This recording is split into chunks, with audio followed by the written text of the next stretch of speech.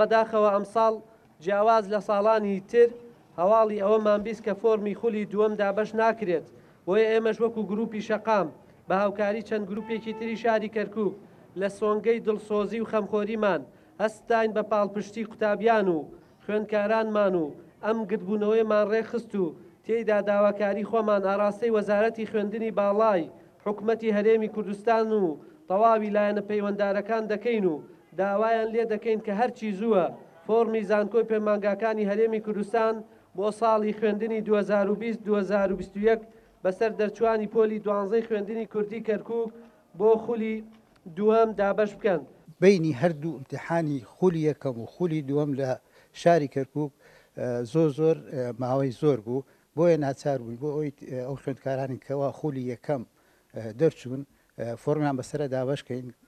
زیاتر لەگەڵ خوێندکارانی هەرێمی کوردستانە فریاکەون